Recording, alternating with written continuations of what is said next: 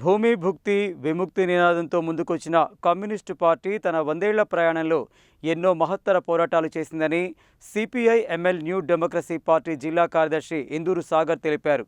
దున్నేవానికే భూమి అనే విప్లవకర నినాదాన్నిచ్చి రైతాంగ ఉద్యమాలను చేసిందని అన్నారు. ఫిబ్రవరి 27న హైదరాబాద్ సుందరయ్య విజ్ఞాన కేంద్రంలో సిపిఐ ఎంఎల్ న్యూ డెమోక్రసీ రాష్ట్ర కమిటీ ఆధ్వర్యంలో జరిగే కమ్యూనిస్టు పార్టీ ప్రథమ మహాసభకు 100 ఏళ్ల సందర్భంగా నిర్వహించే బహిరంగ సభ పోస్టర్లను నల్గొండ జిల్లా కేంద్రంలోని అంబేద్కర్ భవన్లో ఆవిష్కరించారు. ఈ సందర్భంగా సిపిఐ ఎంఎల్ న్యూ డెమోక్రసీ జిల్లా కార్యదర్శి సాగర్, ఐఎఫ్టియు జిల్లా కార్యదర్శి బొమ్మిడి నగేష్లు మాట్లాడుతూ, మన దేశంలో భారత కమ్యూనిస్టు పార్టీ ఏర్పడి 1925లో తన మొదటి మహాసభను జరుపుకొని నేటికి 100 ఏళ్లు పూర్తయ్యాయని, దేశాన్ని బ్రిటిష్ వలస పాలకులు, ఫ్యూడల్ ప్రభువులు, సంస్థానాధీశులు, స్థానిక రాజులు పచ్చి నిరంకుశంగా పాలన సాగిస్తున్నప్పుడు ఈ కమ్యూనిస్టు పార్టీ దేశ ప్రజలకు ఎర్రజెండాగా పరిచయమైందని, దేశానికి బ్రిటిష్ పాలకుల నుండి స్వాతంత్ర్యం, స్వేచ్ఛ కావాలని నినదించిందని, ఆ తదనంతర కాలంలో పార్టీ సమాజ మౌలిక మార్పుల్లో కీలక అంశంగా ఉన్న భూమి సమస్యను కమ్యూనిస్టు పార్టీ తన అజెండాగా చేసుకుని ప్రజలను భూమి కోసం పోరాటాలలోకి దింపిందని, అసంఖ్యాక విజయాలు సాధించిందని, వలస పాలన కాలంలోనే బొంబాయి, కాన్పూర్, మీరట్ లాంటి నగరాల్లో వెలిసిన పారిశ్రామిక కేంద్రాల్లో పనిచేస్తున్న కార్మికుల హక్కుల కోసం కమ్యూనిస్టులు తీవ్రంగా పోరాడారని అన్నారు. యాజమాన్యాల దోపిడీ విధానాలపై కార్మికులు వీధుల్లోకొచ్చారని, కమ్యూనిస్టు పార్టీ కార్మిక వర్గాన్ని కూడగట్టడంతో పాటు కార్మిక సంఘాన్ని ఏర్పాటు చేసుకున్నదని, రైతులను సంఘటితపరిచిందని, విద్యార్థులను చైతన్యపరిచేందుకు విద్యార్థి సంఘాన్ని, కవులు, కళాకారులను కూడదీసి సాహిత్య, సాంస్కృతిక సంఘాలను ఏర్పాటు చేసిందని, తెలంగాణ ప్రాంతంలో కమ్యూనిస్టు పార్టీ నిషేధానికి గురికావలసి వచ్చిందని అన్నారు.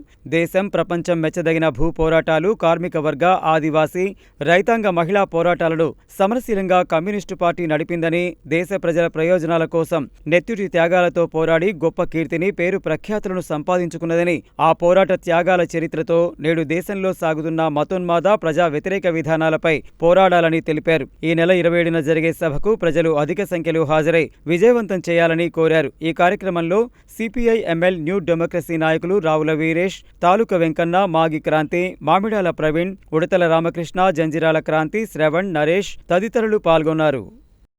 భారతదేశంలో ఎర్రజెండా ఆవిర్భవించి నేటికి 100 ఏళ్లు పూర్తయింది. ఈ సందర్భంగా దాదాపు కమ్యూనిస్ట్ పార్టీ ప్రథమ మహాసభను కాన్పూర్లో నిర్వహించింది. ఇవాళ ప్రధానంగా భారత స్వతంత్రోద్యమంలో కమ్యూనిస్ట్ పార్టీ పీడిత ప్రజల పక్షాన నిలబడి పోరాటాలు నేర్పి అణగారిన వర్గాల ప్రజలందరికీ కూడా ఆత్మ బంధువుగా నిలిచినటువంటి ఎర్రజెండా ఇవాళ 100 సంవత్సరాలు పూర్తి చేసుకొని 101వ సంవత్సరంలోకి అడుగు పెడతా ఉన్నది. ఈ 100 సంవత్సరాల కాలంలో ఎర్రజెండా నాయకత్వంలో అనేక మంది పేద, బడుగు, బలహీన వర్గాల ప్రజలందరికీ కూడా దున్నేవానికే భూమి నినాదం పేరుతోటి ఇవాళ భూములు పంచిపెట్టింది. లక్షలాది ఎకరాల భూముల్ని పోడు భూములు కొట్టించి గిరిజనులకు, ఆదివాసులకు, దళితులకు, పేద, బడుగు, బలహీన వర్గాల ప్రజలందరికీ కూడా అండగా నిలబడి హక్కులు సాధించేటువంటి చరిత్ర ఇవాళ ఎర్రజెండాకు ఉన్నది.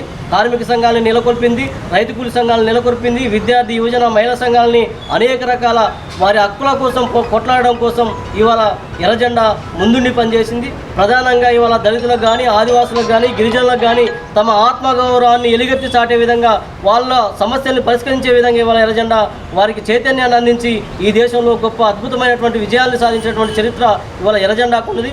ఎర్రజెండాకు 100 ఏళ్లు నిండిన సందర్భంగా ఈ నెల 27న సిపిఐఎంఎల్ న్యూ డెమోక్రసీ తెలంగాణ రాష్ట్ర కమిటీ ఆధ్వర్యంలో హైదరాబాద్లో పెద్ద ఎత్తున సభ నిర్వహిస్తా ఉన్నాం.